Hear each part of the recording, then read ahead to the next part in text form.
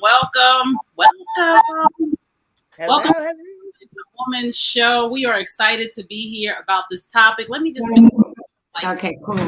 see everybody. Good evening. I'm so excited for tonight's show because this is something that we here are passionate about on the Woman to Woman Show with truth plus transparency equals healing. And we're seeing a lot about infidelity, adultery, betrayal, and families just being destroyed by the enemy.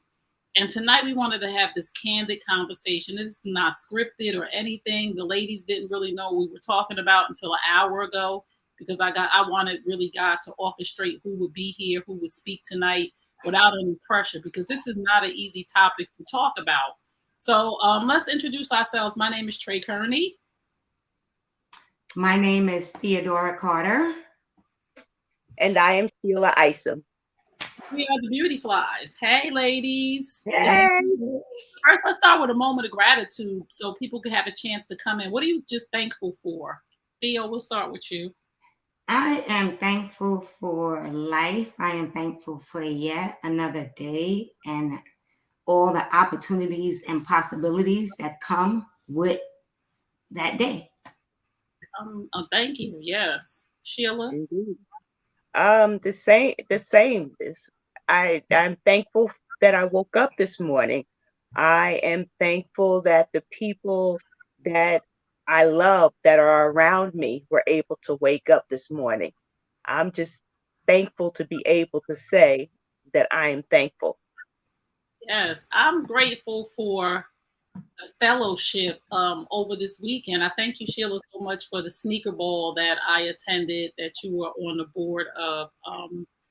I appreciate Love You Girl Foundation. It's a foundation that empowers us about domestic violence. And I really just wanted to shout them out for all that they do for the community. There's a lot of women going through domestic violence, physically, mentally, and emotionally. And just to give your time, Sheila, like I commend you that you would just volunteer your time, be the woman that you are, to stand up there and speak, to honor me as an honoree from 2021. I'm really thankful, grateful, and blessed for people who acknowledge my gift and my purpose that God has put me here for. So I thank you for that wonderful time. It was wonderful food. It was wonderful fellowship. It was wonderful people. It was just an amazing time for me. And I just thank you that it gave me a time to reflect. It gave me a time to reconnect with some people like Usman Sharif, who I've known for years and haven't seen in years. It gave me a time to meet some really powerful women and connect with them. It also was amazing to talk to two women who said, when are you guys coming back live? I watched the Woman to Woman show and I'm like, we're back on, but we're on Mondays at 8 o'clock. So they were like, oh, okay. So it was just amazing. So I thank you for that moment and the opportunity to share with you and something that you're passionate about. And I was so happy to do it because, Trey and I, we've known each other for years. We were young when we first met. And to be able to reconnect in such a powerful way and to see your evolution is just something that I wanted to share with the world. So whenever I get an opportunity to share what we are doing, I take full advantage of it. And, domestic violence, and I'm sure we'll have a topic on that soon, but domestic violence is something that, we cannot continue to sweep under the rug. It's the silent killer. And we need to make sure that it is always in the forefront. Yes. So Domestic Violence Awareness Month is October. Yes. So we'll definitely do something on that. We'll most definitely do something on that. But tonight, we're talking about the devastation of infidelity and adultery and what it does to families. And we're talking about this tonight because Nia Long is in the news. And last month or the month before last, it was Neo, the singer, and his wife that were all over the news about infidelity and adultery. And when it's a trending topic, it's a trending topic and everybody wants to talk about it. But there are millions of families that are suffering in silence from the devastation of infidelity. So let's go around the room and just talk about a little bit about what infidelity is and have you experienced it and what it did to you. So anybody can start. What I'll start. Yes, I've always been, one to pride myself on the fact that I truly believe in monogamy. Um, Once I get into a committed relationship, it's got to be the one-on-one. And if things aren't working out, if there's a desire for another partner, then we need to part ways. But don't make that choice for me. Mm, So, and that's the whole thing. There are some women that are down for it. I'm not. If we're in a committed relationship, it's supposed to be just you and I. And if we can't work our problems out, first of all, I mean, I would have nothing to do with you straying because you would make your own decisions. right. Okay. So if you choose to do something like that in the dark, it's going to come out in the light. But just know that it's not something that I co-sign to. And I would never do that to another individual. I would probably end up, even if I was unhappy in the relationship, I would probably end up staying longer than I should have, as opposed to going out and cheating. Wow. Um, yeah, so yeah, experience, it is devastating. It was the one time in my life where I physically felt the pain Mm, through my tears. It just felt like my heart really was broken, that it was being squeezed out of my chest. oh, And I never understood how pain could have that physical manifestation, if it's an manifestation, if it's emotional pain. That one time I did. wow. Wow. Wow. And that emotional pain, and I'm talking from from experience, but also from women that I've coached, from relationships, couples that I've coached. There are women right now that I just want people who are viewing right now and content creators to understand that there's a woman right now who's on her bathroom floor crying, ready to take her life because of the embarrassment, because of the shame, because of the guilt, the fact that she doesn't know what she's going to tell her family and men. Now, we're talking about women tonight, but I want to be clear on this, that men get cheated on too. I got here by way of committing adultery, and I never hide my story. A few of the women who are not here tonight, and for various reasons, have met me through when I was going through my journey of infidelity, when I came out on the other side of being cheated on by the person that I experienced experienced adultery with, that cheated on me. And I came on Periscope, which was another platform, if you don't know, and I used to just do lives every morning in order to heal myself because I was going through it. And I'm like, I got to talk about this to somebody. So I just started getting up every morning and like, good morning. And one morning I just said, good morning, welcome to Coffee with Tea. And what I did is I just started talking to women about the devastation of infidelity, from me being a married woman that cheated, and from me being the woman that got cheated on, so I could understand from both angles. So women started to gravitate more towards me, both wives and side chicks started to gravitate to try to understand themselves, the devastation.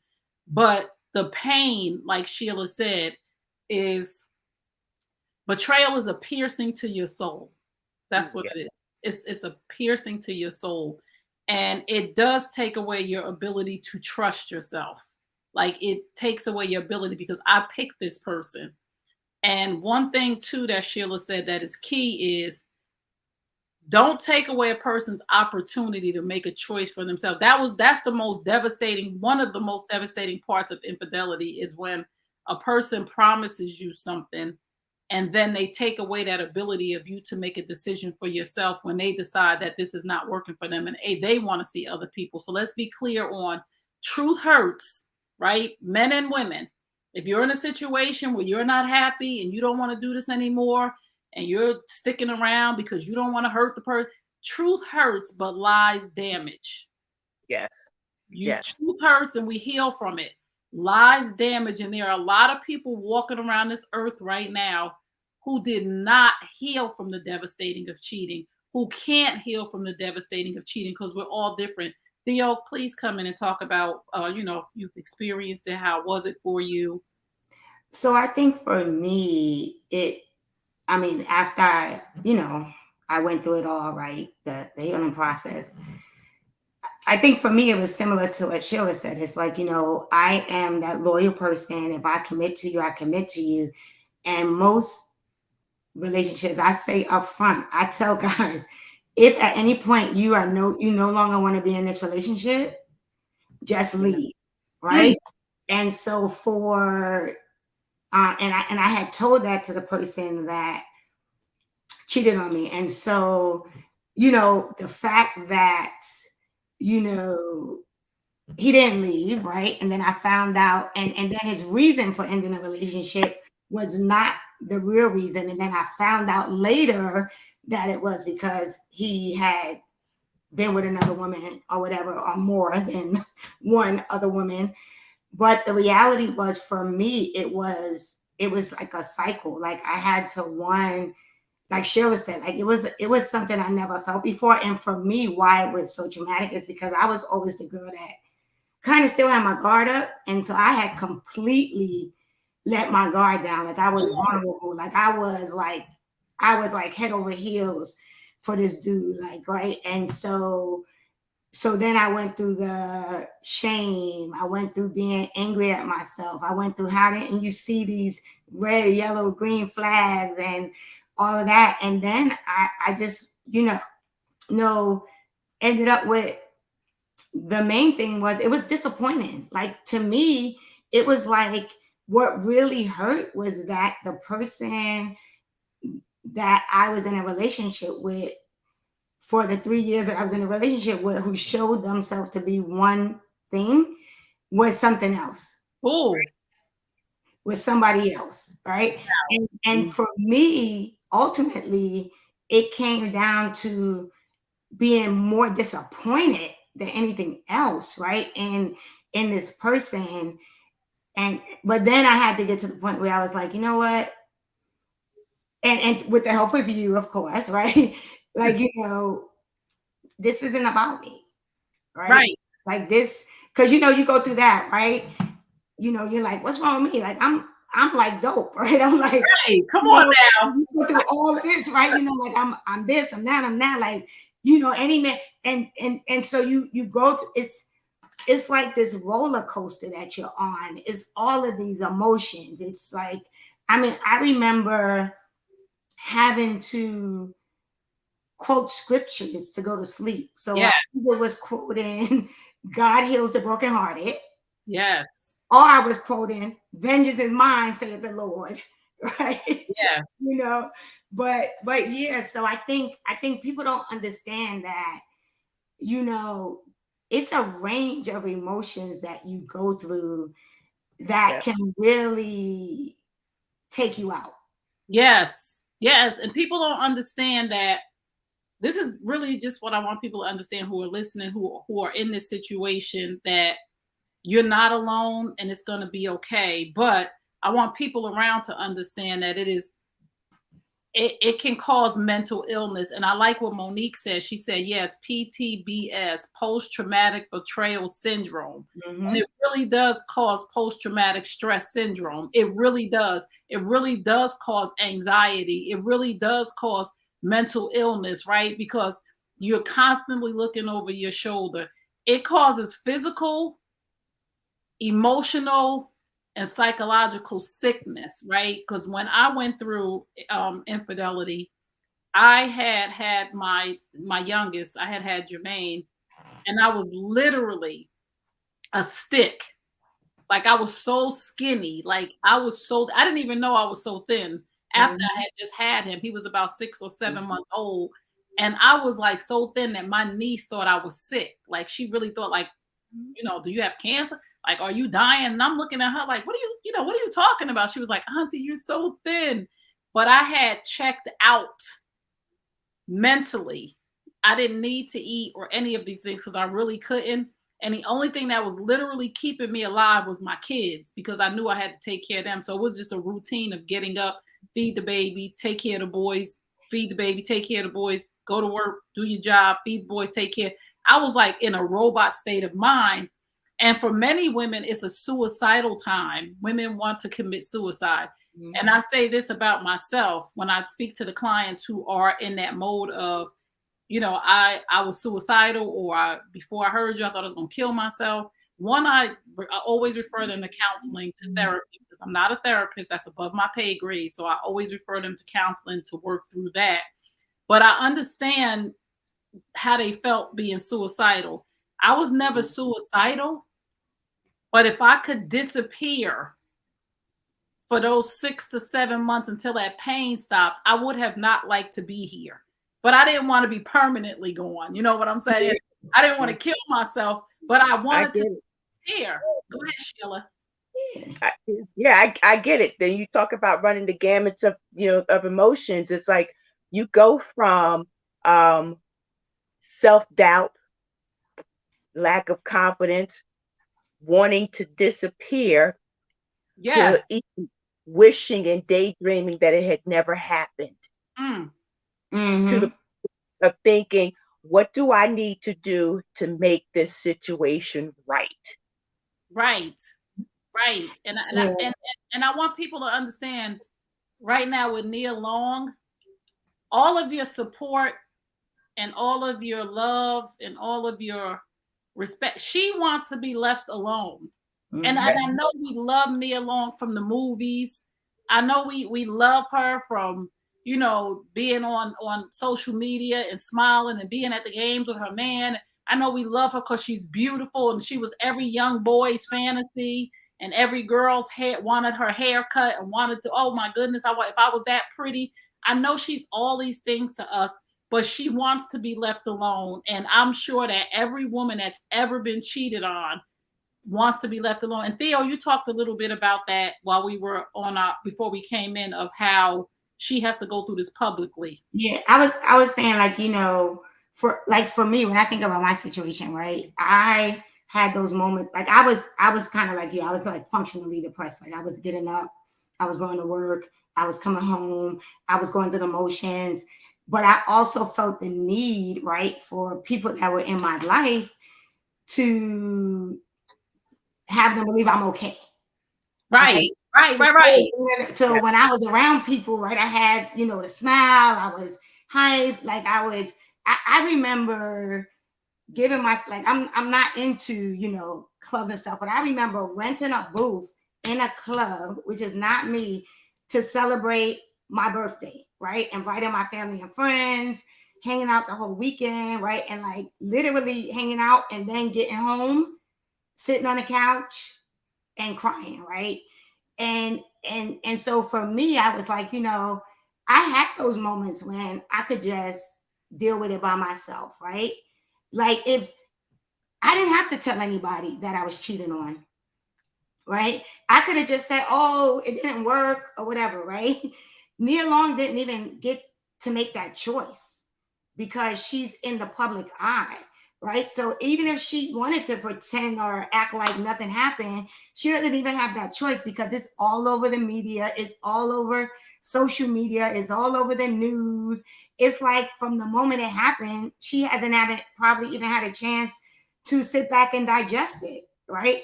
What really happened. At least, I had the opportunity to reflect on it before I told anybody, right? Like my core, what happened, right? I had the opportunity to sit back, to cry it out, get some feelings out, and then told the people that are closest to me, my core, what was going on, and then from there, right, go through the ups and the downs and the healing. But she didn't get that choice, right? Like, because of course we get to sugarcoat. Yeah. We get to say how we want it, whatever story we want to build around it to tell our family, like, you know what, it's not that serious. I'm okay. And again, like you said, we're being bombarded with images. It's two women that I see now. Which one is it? Because there's a white woman and there's a black woman. So it's like, which one is it? And people are going on to dig up dirt. Everybody wants to be the first person on their platform. And I just want people to understand that Nia Long is a human being, right? Crystal Smith, Neil's wife, is a human being. And this is painful for them. This is painful for their children. This is painful for their close-knit family. This is painful for their friends. This is painful for their mothers and their sisters and their brothers. So we as a society have become numb to other people's pain when it's entertainment for us. Because at the end of the day, when you lay your head down to sleep after you blasted pictures of Nia Long and said these things, and you trying to post this woman, is this her or that one? You're psychologically hurting her when she opens up her phone to just look for a recipe or whatever it may be. So I want people to understand that we have to be more mindful, more empathetic, more compassionate. And a lot of us are so focused on Nia Long. There are people in your family that are going through the devastation of infidelity, and you haven't even embraced them or asked them what they need or how are their children, but you're talking about Nia Long. So when we do these things, there's somebody next to us that's going through this. Millions of women are going through this. So let's take our radar off of Nia Long and say, who in my circle? Let me check on the women in my circle, because like Theo said, we get to be silent about it. We get to suffer in silence. So you might be sitting next to your sister, cousin, auntie, mother, friend, and they're going through the devastation of infidelity because for a long time, I didn't tell anybody. I mean, and the only reason why I probably even told somebody is because I didn't even recognize who I was. Like, because I was the girl, straight up. A relationship ended, 15 to 30 days. I'm good. I go, I'm upset. I cry, pack all this stuff up. Here you go, right? But I couldn't pull myself out of this, right? Ooh. And so one day I got up and I texted my core and I was like, I need you guys to pray for me because I'm devastated and I don't know what to do. Like, I don't even know what to say to God, right? Like literally, like, because normally, I'll be like 30 days, 15, I'm good, right? Everything is good. But in all reality, I probably wasn't really good. I just was like, okay, another one bites the dust and I'll keep going, right? But this one, because my heart was all in it, right? It really took me out. Like, I couldn't I couldn't. There were days when I felt like I couldn't breathe. Oh, yes. Right? I couldn't stop. Right? Right? Yes. I was like, just, oh my God, I would get up, I would go to work, I would get to work and be like, what time is it? Because I can't wait to leave, to get home, right? To go to bed. And so I was like, I had to tell somebody, right? So you have women who are probably like, I don't want to tell anybody, right? Because I don't want anybody to know that this is going on. You have some women that know that every time he leaves the house, he's going to see somebody else, right? But for whatever reason, she has to stay, right? Because some women, honestly, right? People be like, oh, why didn't she leave one? Because some women, they're not in the situation. They're not in the situation financially. They're not in the situation emotionally, right? It may be all they know, right? And so they don't tell anybody. Right. They don't want you to know that they're sitting at home knowing that their man is out cheating on them. Sheila, you were going to say something? See, the irony is that I was the exact opposite. I was telling everybody. That was how I dealt with it. Right. And it was probably more from a perspective of our relationship wasn't private. So why am I going to keep this misdeed private? Yes.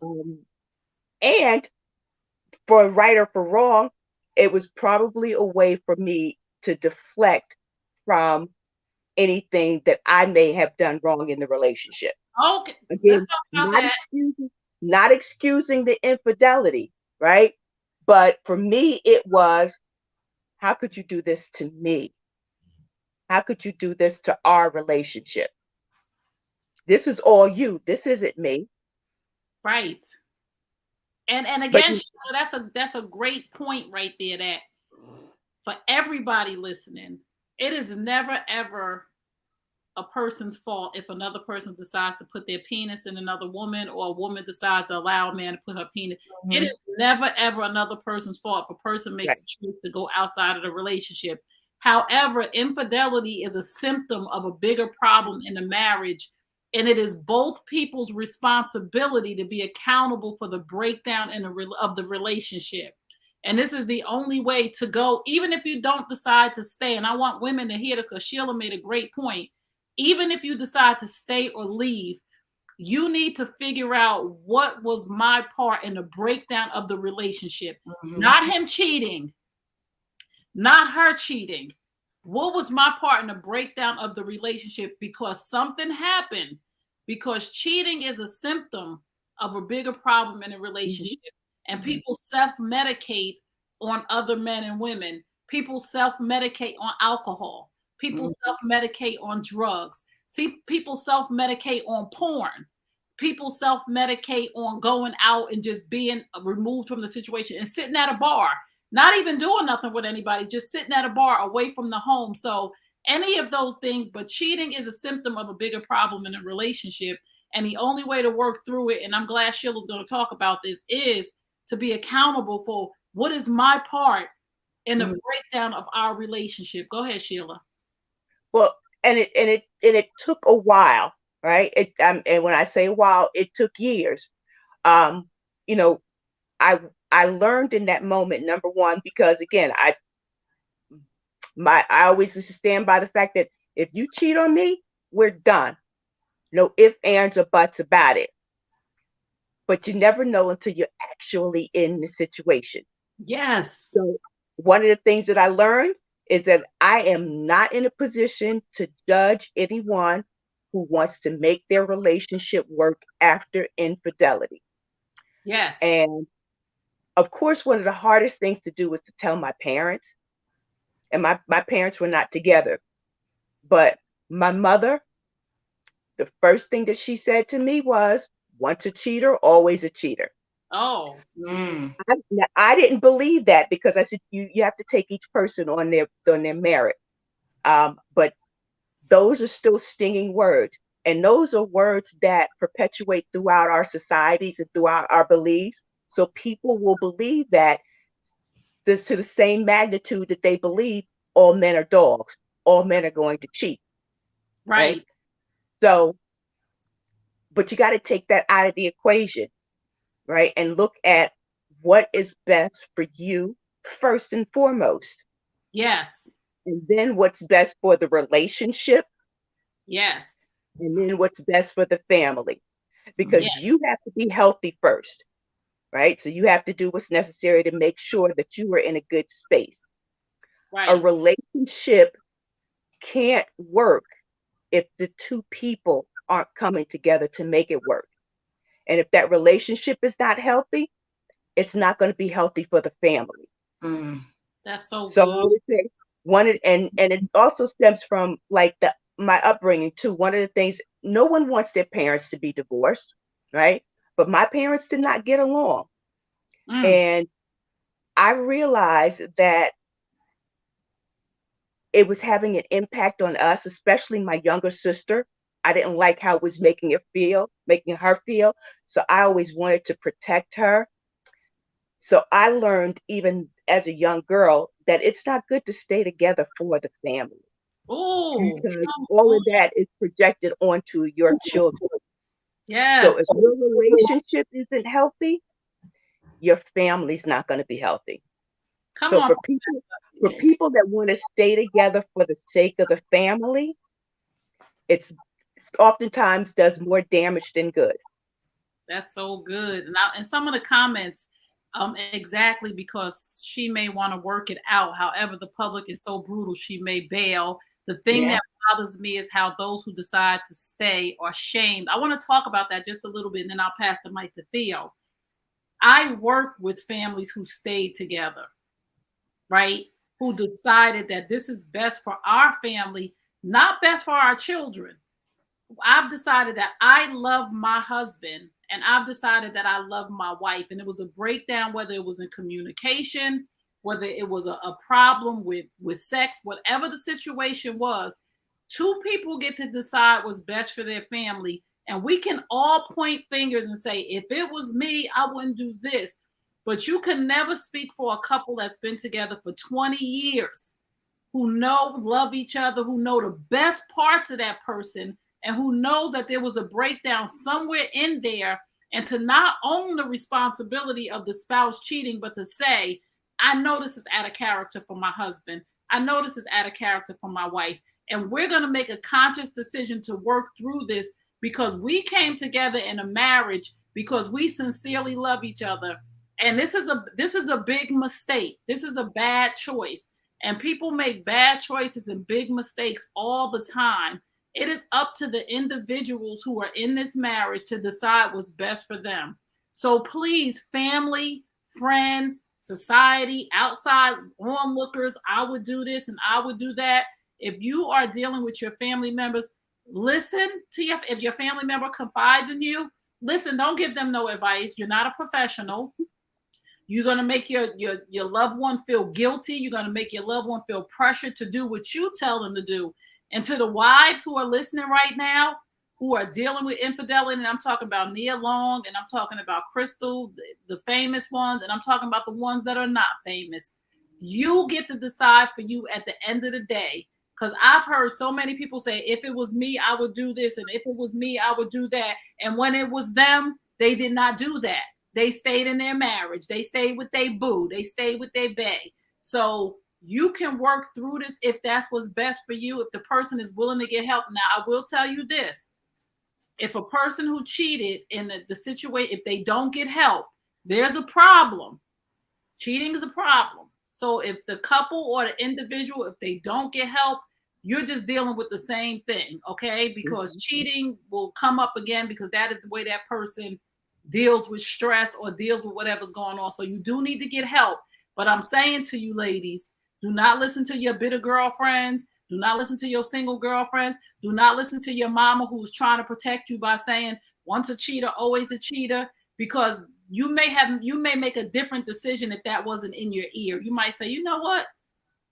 That may have swayed me in another direction. Like once a cheater, always a cheater. I don't really want to deal with this, but it's not once a cheater, always a cheater. I cheated and I'm not a cheater. I was immature in that stage in my life. And when I saw the devastation and the hurt and the pain that I caused many people, it made me take a seat, reflect on myself, ask myself some questions. Why do you think that this is okay? Why would you do this? But infidelity has been in my family. That has been the blueprint in my family. The dysfunction has been normal. So I'm not a cheater. I made a very poor decision 14 years ago that turned everybody's life upside down. But I'm a better person now because I decided I wanted different. Theo? So I would say for me, it's different, right? Because, I wasn't married to the person. And I remember going through the recovery room thinking, oh my God, should I even be in this recovery room? Because everybody in there was married, right? And I remember saying that to you. Yep. But what I will say, even being single, right? For me, and I say this to the single women, right? The thing that I had to look at as I began to heal, right, and go through it is, why did I ignore the signs? Because as I began to unpack it, there were signs, there were flags. Yes. Right. And so I had to come from it from a different standpoint of what was it about me, right? And not that anything was wrong with me, but what was going on with me that I was continuing to always find myself in these relationships where I was staying or putting up with stuff or making excuses for them, right? Like, yep. And so that's where for me, the infidelity and the choice to heal, because, I always say healing is a choice, right? Yes. Like I had to make a conscious decision that I wanted to heal differently. Like I didn't want to just say, okay, I'm going to heal, I'm going to get over this, right? I wanted to heal differently, meaning I wanted to unpack what was it? Why are you continually being in these relationships where dudes break up with you? Like if they don't leave, you staying, you trying to make it work, right? And then I realized, right, it's because I love. Oh, right. So I will always see the good thing in the person, right, and ignore or not see the little flag that was there, right? And so, as I began to unpack that last situation, and I was going to therapy and I was going to the coaching, I was like, wait a minute, there were so many signs that I kind of ignored, right? And my therapist helped me, work through that. But the one thing I will say that I will never forget that she said to me, and you guys have heard me say this before, is support does not equal sacrifice. Ooh, right? wow. Because I feel like I always found myself making excuses or sacrificing what I really wanted or needed from the other person, right? Because I call myself supporting them. Yes. Right. And so, for me, I think as a single woman, and just speaking to other single women, I think it does, I would say, take a step back and evaluate who you are, get to know who you are, get to love yourself, love being by yourself, love who you are, be whole, Yes. right? So that when you go into another relationship, like now, the next relationship, right? I'm not going to say I wouldn't be upset if it didn't work, but I know if it doesn't work, that just means this is not the person that I'm meant to be with. Right. Right. Well, that's so Right? weird. And But it takes work to get there. yes, you got to do the work. And Yeah. one thing too that I want to touch on is I learned that, we hear people say, I'm in a toxic situation. And most of the time when women say that, or they come to coaching or counseling, they say, I'm in a toxic situation because he's toxic, right? If you're in a toxic situation, both of you are toxic because healthy people leave. If you're in a situation where there is infidelity or adultery and you're staying, it's because you're getting something out of the situation. And this is what I teach all the time. If you're staying somewhere and somebody's not treating you right, this is how you get out of that situation. That person is filling a void in your life. Mm-hmm. And a way to get through this, because we're not here to play around, we're here to teach, we're here to coach while we're on this journey on the Woman to Woman show. The way to get out of that situation is to figure out, why am I staying with a person that talks to me like that? Why am I staying with a man that I know is going to somebody else's house? What am I getting out of this? And Theo touched on it a little bit, that some women, they're not financially safe to leave. The father's a good father. He takes the children to school every day. He picks the children up. He's the breadwinner. A woman doesn't like to be lonely. She's afraid to be in a house by herself. She's scared she's not going to be able to make it on her own. Once you pull those things out and say, why am I staying with this person? This person, good sex. How many of us have stayed with a man because the sex was good? No matter how many women he was sleeping with, the schlong was good. So we like, hey, you know what? I don't know what I'm getting out of this, but it was the good sex. So once you figure that out, you know that you can fill that void elsewhere on your own to say, oh, that's why I'm staying. Mm-hmm. It'll get you out of toxic situations every time. The last relationship that I was in that ended, I was able to walk away. Yes, it did hurt. Of course, if you love somebody, we're not going to pretend.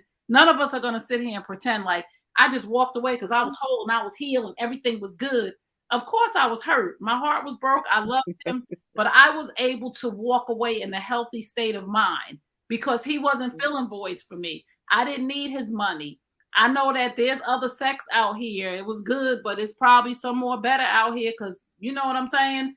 I wasn't afraid to be by myself because I had been by myself. I was living by myself for 4 years before we got together. So there were no empty holes that he was filling. There were no plugs. So when I walked away, it didn't feel like I was going to miss out on something. I wasn't looking for a baby daddy. You know, some women, you're looking for a baby daddy. Some women, you're looking for financial stability. I was whole, healed, and able to maintain everything. So he wasn't a void filler.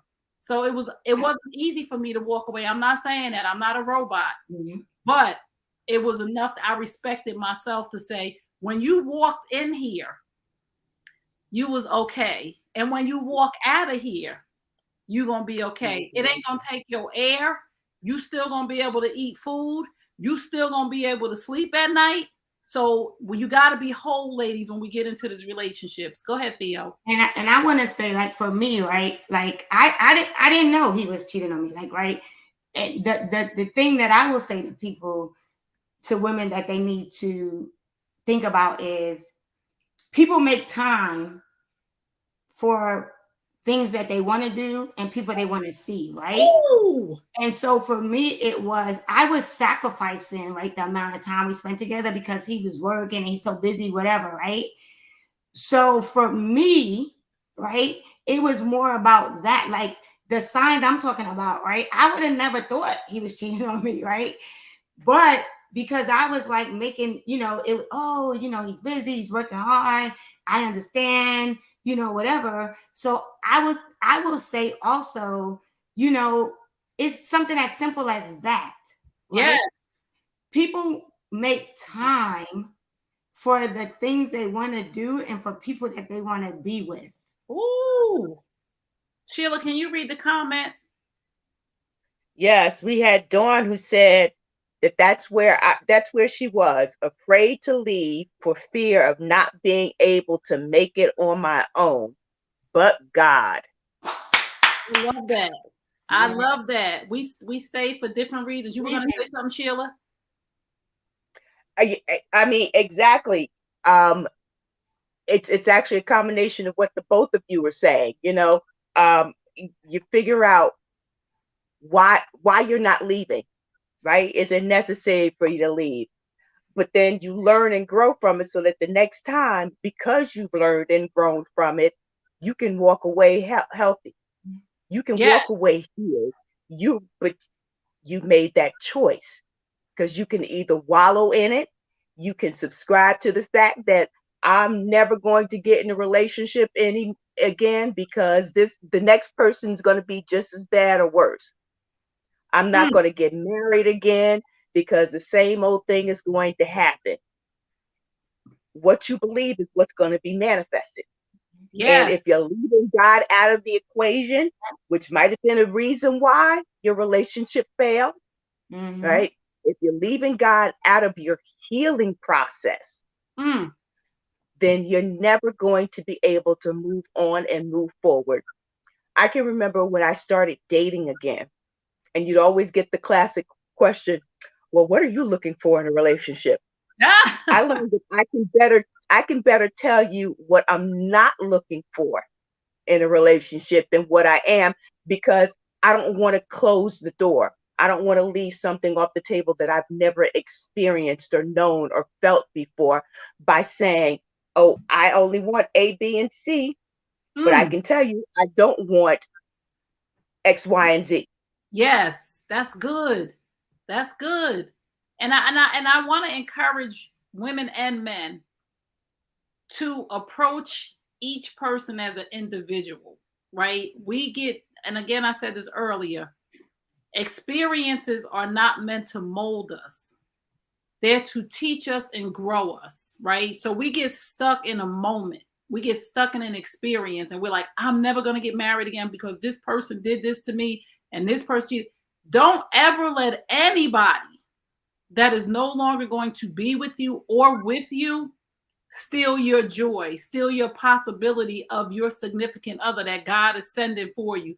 Don't ever give that person that power for you to be by yourself and know that you're by yourself because it didn't work out with old boy, right? So you're going to sit in your house and never date again or never get married again.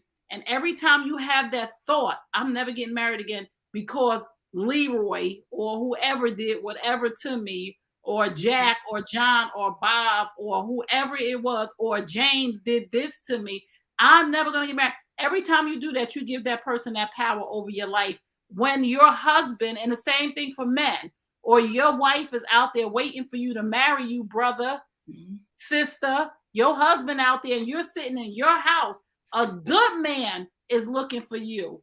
A good man that approached you, and you have given this man from your past because he wasn't ready at the point. Because I don't think anybody is a bad person.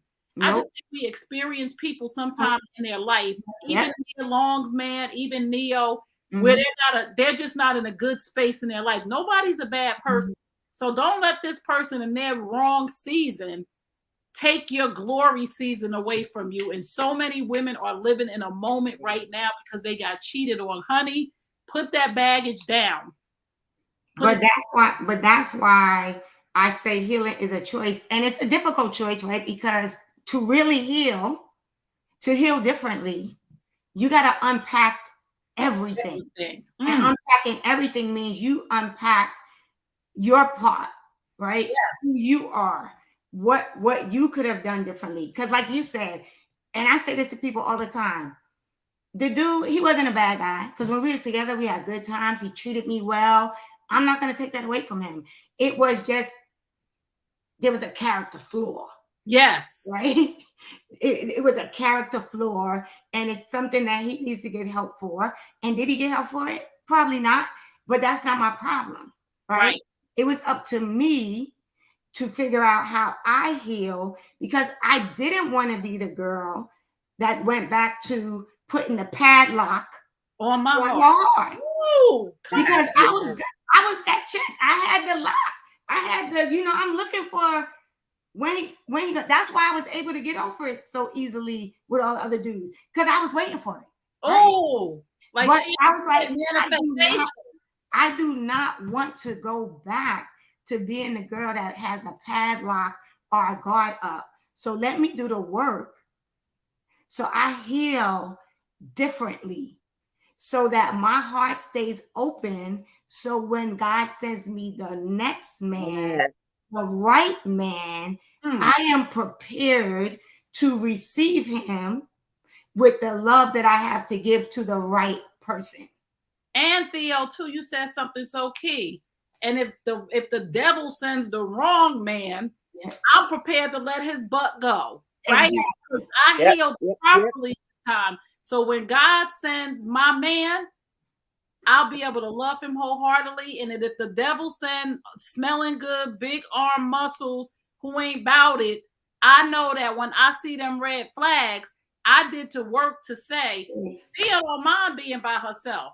Trey don't mind being by herself. But what you not gonna do is show up here 2 hours late. And I'm not talking about one time, because sometimes people gonna be late. But when we see patterns and when we see red flags and when we see things that we said that we would never accept, we are whole and healed to walk away from that thing. As when we have to make excuses. Right. Right. Say that again, Theo. When we have to make excuses for them. For their behavior. Right. Any woman that's listening, if you don't take anything else, if you are making excuses for your bae, your boo, your husband, oh, he didn't come to Thanksgiving because of this, or he didn't show up because of that, or I'm at this function by myself again because of this, or he missed a date because of that. If you're making up your own excuses, Theo, come on. But the other thing that I learned in the recovery room, right, and the coaching is this too. You also need to take some time before you jump into the next relationship. Yes. Bingo. Yes. Right? That's where the healing is. Yeah, you need to exactly. You need, but here's the thing, right? And we know this, right? Because we're doing businesses. People don't want to invest in themselves, right? Right. People don't want to invest in making themselves look good, so they don't want to buy the nails, right? People don't want to invest in making them feel better, so they don't want to invest in coaching or whatever. They want to invest in Gucci, and they want to invest in those Louis Vuitton, right? But the reality is investing in yourself, right, is investing in the healing, is investing in making yourself ready for the next, right? Unless you choose. Some people might choose, you know what? I'm just going to be by myself. But if you make that choice, let it be because you make that choice because of you, not because of somebody else. Come on now. This is so good. We giving coaching sessions right now. Let me say this too. Children, and Dr. Phil said this best, and I always remember him saying this probably 20 years ago. I'm telling my age, but who cares? Children would rather be in 2 happy homes than a broken house. Yeah. our children are suffering through infidelity, and we have to realize that we are setting them up for failure, right? This is their blueprint that we're laying before them, right? And I'm speaking from experience of the things that I did in front of my boys. This is the blueprint that they're going to have to unlearn, like we had to unlearn. So your children are thinking to themselves, like Sheila said when she was growing up in her home, Mom, why don't you just leave? Like, I'm sick of this. Like, they don't have the voice to say that to us, but they're in their room like, why is mother putting up with this? Or why is dad putting up with this? Children suffer through infidelity as much as the parents, and they are the silent ones who are being hurt as much as the mother, because there's going to be a separation. Like, we don't know how this thing, I'm only using Nia Long as an example, and Crystal as an example, because they're in the limelight and most of you know them. We don't know if the mother is going to be bitter, Crystal or Nia, and not let them kids see their father on a regular basis while they're fighting through the divorce for Crystal and Neo. If she's going to say, I'm going to take my kids, you're not going to see them. We don't know what the dynamic of the person's mind who's hurting, because hurt people, and you know that them kids love their father and that father. So you want to pull that and use that as leverage to say, well, if you wouldn't have did what you did, you would be in the house with your kids all day. But the kids suffer through that. Same thing here along. They have a child together. We want to be mindful of this, that children need both parents, right? No matter what goes on between us as adults. And I know infidelity is some bullshit. Excuse me. I know that is the worst thing that a person in a relationship or a marriage could do to you. But we cannot use the children as a pawn. Right? We got to make sure that the kids are okay, because we decided to have the relationship with this father, and vice versa, because fathers do the same thing if they get custody. So I just want everybody to understand that there is such a devastating trickle down when it comes to infidelity. It's just not the two people or the four people. It is the mother who has to watch her daughter suffer, get sick, hair falling out, can't sleep, can't eat. It is the father who had a relationship with that son-in-law who has to pick his daughter and say, man, I can't go hang out with you no more. It is the nieces and nephews that like the other side of the family. It is such a devastating trickle down of hundreds of thousands of people who build relationships that we intertwine, and now we tear it apart. When you get into a relationship with a man and you have children, be mindful that when you brought these children around this man, whether it's 1 year, 2 years, 5 years, 10 years, those children have built a rapport with that man. They have built their own relationship with that man. So when you break up and decide you don't want to see him again, they still want to see him. He was a nice guy, or she was a nice woman. So remember, when you're breaking up with people, be careful who you bring around your kids, because when you break up, they break up. You know? But also, outside of even just using them as a pawn, don't put them in the middle. Right. Don't have them carrying messages or talking to them about the situation. Your father is this, or your mother is this, and if your mother, like, no, right? Like it's not your children's responsibility to be put in a situation where they feel like they have to take sides. Yes, right. Where the adult issues are not for the children. And a lot of my parents who I work with, they ask me, well, what am I supposed to am I supposed to have this conversation with my children? What am I supposed to say? And this is my piece of advice for any parent that's listening, that's going through this. You need to ask your children, do you have any questions? That is the level of what they need to know. So if they ask questions like, Mom and Dad, are you getting a divorce? Is it because of me?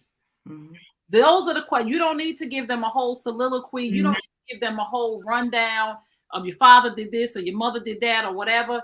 You meet them at the level of which they ask the questions, and you can tell them, you can ask any question that you want. And if they don't ask the question of the information that you feel led to pour into their little lives, don't say it. They didn't ask you.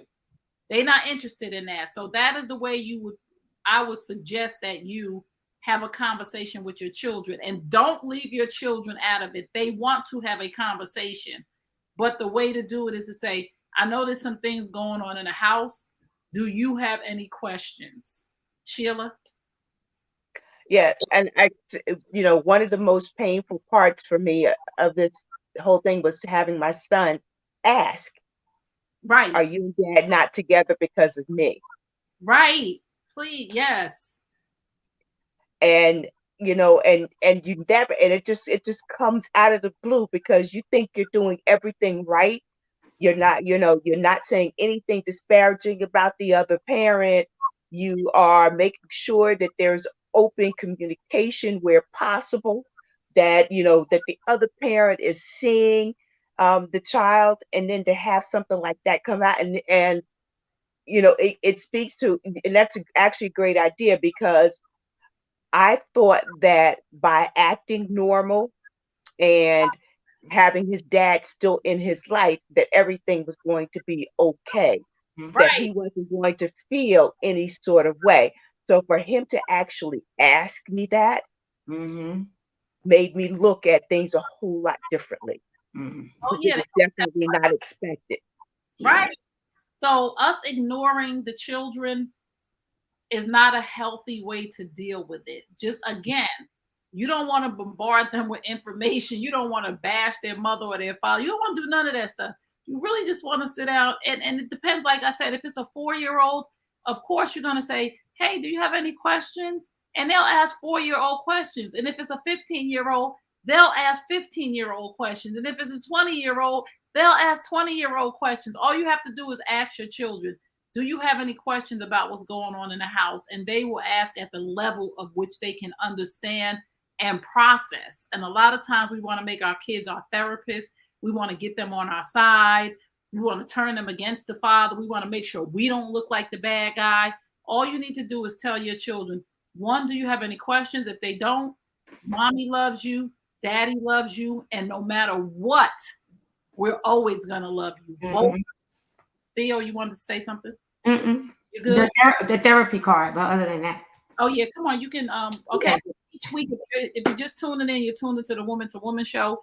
And tonight we're just really unpacking infidelity and betrayal, not pointing fingers, not bashing people, not getting likes, just having a real deep down conversation about what infidelity and betrayal does to the whole family. So on the Woman to Woman show each week, and we're running a little late, so bear with us. If you gotta bounce, come back and listen to this. But we do a therapy card each week, and Theo's going to read our therapy card. And we just do this for us to bond together and for us to really have like a therapeutic moment of some things that may go on with us. So Theo, read the therapy card. And so these cards come from Dr. Ebony, all right, the therapist. And we usually don't know what the card says. So, and I didn't look at it when Netta sent it. So this is the first time I'm reading it. So it's, which emotions lead you to act out in ways that hurt you or others? Oh, one more time. Which emotions lead you to act out in ways that hurt you or others? And it says use your emotion wheel, but we don't have an emotion wheel. So, well, the emotion that would lead me to act out and hurt me and others would probably be anger. Like if I'm angry, that will probably, if I'm really raging, like if somebody really makes me mad, and it takes a lot to make me mad at this stage in my life. Like it really takes a lot, but anger would really make me want to lash out and really probably not physically hurt somebody, but verbally massacre somebody. So mine would be anger. Yeah, the same. The same. I think as you grow as an individual, you learn to contain it. But it's hard even as you grow. Um, to learn to be able to control that at all times takes work. Yes. So we tend to put the work in other emotions and other actions, but we leave the anger off the table, because for some sick, maybe demented way, that sometimes makes you feel good, makes you feel a little bit powerful. So you wanna leave that alone. You don't want to touch that one, because you got to have something good in your arsenal. Boom. Yeah. So somebody says something, somebody makes you mad, you got to know how to come back with that. Yeah. Realizing also that when you're acting out of anger, you're hurting somebody else, Wow. whether it's with your words or your actions. Yes. So I would say it's probably the same thing, right? Like, if someone does something to me that gets me to the point where I'm just so angry, but for me, my mouth, like I could be so calm about it, but say stuff to like just make you feel like, right? So, so, so it's kind of like that anger, but I could, it's probably not good because it's like that kind of like just, I want to just dig, like, Oh, yes, yes. trick you. So, but I've grown out of that. Thank God. I'm, Right. So I'm mindful. Like I think before I speak. And the other thing I think is like Sheila said and you said, right, doing the work, I actually will take the time to think about how I respond, right? Because in all things, and the card actually says this, I didn't even read that part. It says emotions are not the problem, it's usually how we respond to them. right. Right.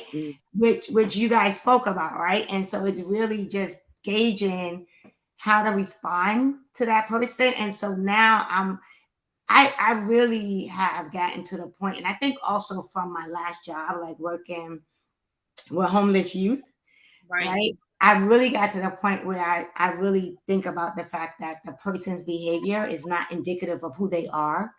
Yes. It is indicative of what they've been through. Or going through. Yeah. Are going through. Oh, that's deep. Right. So now, and I really will say, like, that was it's part of me doing the work, but it was also part of working at that organization, recognizing that the trauma that people experience or that they're going through is usually indicative of their behavior and not indicative of who they are. Right. And so that helps me in my response to when somebody does something to me now that might piss me off, for lack of a better word. Right. That's good. And what we're talking about tonight, too, on that note, is infidelity and betrayal. And those emotions will have us as women and men who are going through something. It's not who we are, it's what we're going through. And in the moment of finding out in the beginning stages, when all of your adrenaline is pumping and every emotion is going on in your body, and that embarrassment and that shame, embarrassment and shame is another emotion, embarrassment that'll make you act out of character because you're like, oh my God, I'm so embarrassed. You know what I'm saying? Like, how dare you embarrass me like that? So the behaviors that we're seeing from even women on social media, I'm encouraging women, when you are going through the devastation of infidelity, when you are going through something in your family, whatever, even if it's not infidelity, get your fingers off the keyboard and get off of social media. Please, just stop it. This is not a place for you to put yourself out there because you're going to embarrass yourself. Because not even just the celebrities that are going through this. Can't we always tell? And especially, maybe I'm hypersensitive, and you could talk about this too, Theo. I can always tell when a woman is going through something in her house by her post. I'm like, oh, and I go in people's inboxes and be like, hey, don't do that. Unless you leaving him or her, don't do that, because nobody's going to be able to forget this when you decided that you want to be booed up for her again, and you don't call her on social media, put these subliminal messages out. He ain't this or she ain't that. Nobody's gonna be able to forget. So you want to be discreet. Really, and any girlfriend out there that sees your friends doing this, going through infidelity, adultery, and they blasting off or any of their business, if you a real friend, if you're a real friend, you're gonna say, Theo, take that down. Just shut it down. Sheila, nope, because that's not what we're doing. You need to talk, girl. So let's be mindful of our friends and our families that are going through the devastation of infidelity. Let's be really, really, really compassionate and empathetic for Nia Long right now by not keep sharing pictures and not keep sharing stories unless it is healthy and beneficial to other people. We're talking about this because we want people to understand that every time you post and say something to her, about her, you are triggering her. And all she wants to do is not be triggered. All she wants this to do is go away. If she could disappear for a year, she would disappear for a year. So I'm encouraging every blogger, every content creator, if it is not in a positive manner, and if we could just leave it alone now. After today, because now you have the comedians, right, making with jokes the about it, right? So just leave it alone. All of us, after today, if we want to talk about infidelity in a healthy way and not share about her anymore, it will be so beneficial to her and her son and their family. So I'm just asking everyone listening to understand that the devastation of infidelity goes way deeper than Nia Long. It goes way deeper than celebrities. It goes way deeper. There are so many millions of families who are suffering through the devastation of infidelity. And every time the word comes up, and every time somebody posts something about cheating, it is a trigger. It is a trigger. And it could be even a trigger for us. Yeah. Through this many, many years ago. It's a trigger for us. And it's not good. So let's I mean, we probably bounce back quickly, right? But it's still a trigger, right? It still reminds you that you went through that. Yes. Right. And right. And you're like, okay, yeah, I bounce back, but you for a minute might go back to that space. And so, but the other thing, and I know we're over, that I think was also a little saddening was that people, oh well, all men cheat, right? Like those were comments that were trending, right? All men don't cheat, all women don't cheat. No. Right. So let's also, stop, saying that. Like, like it's okay. Well, all men don't, all women don't. Right. And even if they do, if someone does, like you said earlier, Trey, if they get the help, yes, they can change. People who get help can change. Yes. Yeah. And another thing I just want to touch on really quickly before we go on, if you have to go again, we'll be back next week. But women, ladies, white, black, Chinese, Haitian, Jamaican, American, Indian, whatever you may be, we have to stop devastating each other. We have to stop knowingly sleeping with each other's man. We have to stop it. We have to stop excusing our behavior and saying because he's the married one or he's the one that's supposed to do this. No, we as women are busy yelling and screaming, protect Black women. And I'm speaking to Black women in particular right now, but all women, stop sleeping with each other's men. But Black women, we are busy screaming, protect Black women. Nobody protects Black women. We are not protecting each other's homes. Yeah. We're not protecting each other's hearts. We are not protecting each other's mental wellness. We have to come together as Black women, honor, guard, and respect each other's relationship. Protecting Black women starts with the Black women. We got this movie out, Woman King, and I haven't seen it, but if we are going to start talking about how much we love each other as Black women, and we want to take this one piece out of the equation of, she ain't my problem, it's not my problem, it's not, I don't owe her anything. We cannot consciously say everybody else protect Black women, but I don't owe a Black sister anything when it comes to her home, when it comes to her children. I don't have to protect her. Are you kidding me?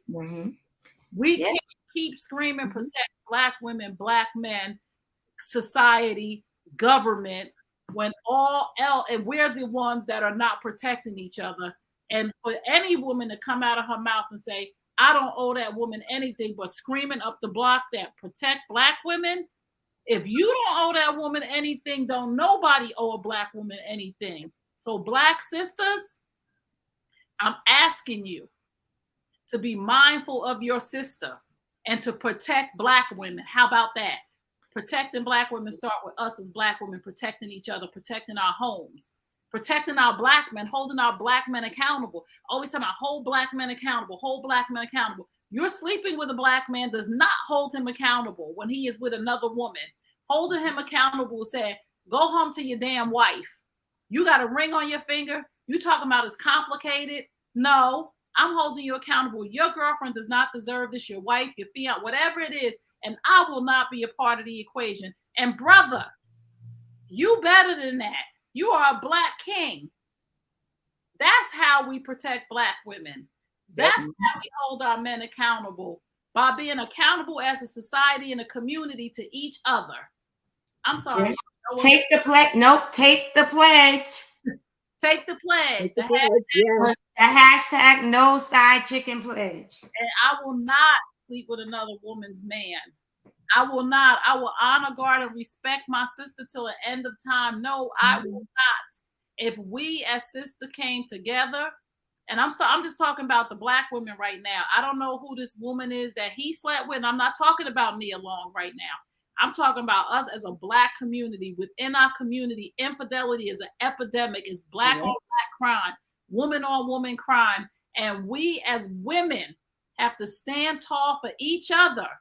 And we have to stop sleeping with each other's men. And we will stop being devastated in our home. And we will stop being devastated in our communities. And our lives will be 100% better. And our children will not go out here damaged by another Black woman.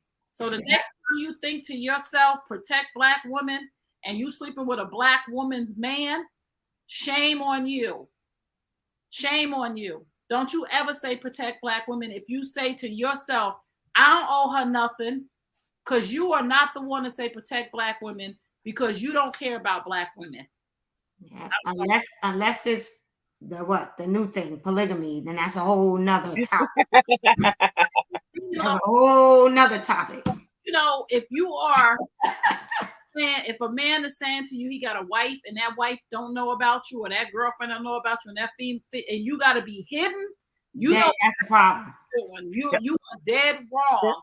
And the protection of Black women will start when we start respecting and protecting each other on a higher level. And we don't let no man, I don't care what he say. What about you? I don't care if the situation is a situationship and we going through this and we going through that, and it's not I'm not the one that's married. What about you? What about your integrity? So again, we love y'all. We could get passionate on this show, but we'll have a part 2. We have the other sisters here, because I'll go in, because I cannot take us as Black women standing on platforms, empowerment platforms. We out here, what you call it? Black Girl Magic. Black Girl Magic. Young girls going Big on. queens. And you on a retreat, you on a stage empowering Black women, and you go into some Black woman's husband's hotel room. We're not gonna keep lying and doing this no more and call it Black Girl Magic and then yelling and screaming at the rest of the world to protect us as Black women, because we gonna start doing it. We're gonna start calling each other out. If you are a Black woman and you know that is another Black woman in your circle sleeping with somebody's husband, girl, call her out and tell her, I cannot roll with you. I can't roll with you. I'm not telling you what to do, but I can't roll with you. I'm sorry, did I just hit a hot 16? Tonight. But ladies, let's give some final thoughts before we end. So, final thoughts? I think you said it best. I mean, we are our sisters' keepers. Yes. Right. And so it comes down to integrity. It comes down to respecting one another and our relationships. And just remember that you are your sister's keeper. Yes. Sheila? My exact sentiments. And to add on to that, you can heal from infidelity. Yes. No matter what side you were on, as long as you make that choice. Healing is a choice, as Theo always says. Yeah. And my final words are, do unto others as you would have them do unto you. Mm-hmm. Want nobody to do that to your sister, your auntie, your mother, your cousin, your daughter, your best friend. That woman whose husband that you sleeping with, that's somebody's sister, auntie, cousin, mother, daughter, best friend. So don't do that if you wouldn't want it done to you. And we're going to end it there and say hashtag no side chicken. Thank you for tuning into the Woman to Woman show. We will see you next week, same time, 8 p.m. Eastern Standard Time. And we love you. Bye-bye. I need to walk with me on this journey. Yes, hold me accountable, cause sometimes I need to know the truth. Sister, I love you. We're one in the same, cause we're sharing the pain of the world as we know it to be. Sister, I need you to walk with me on this journey.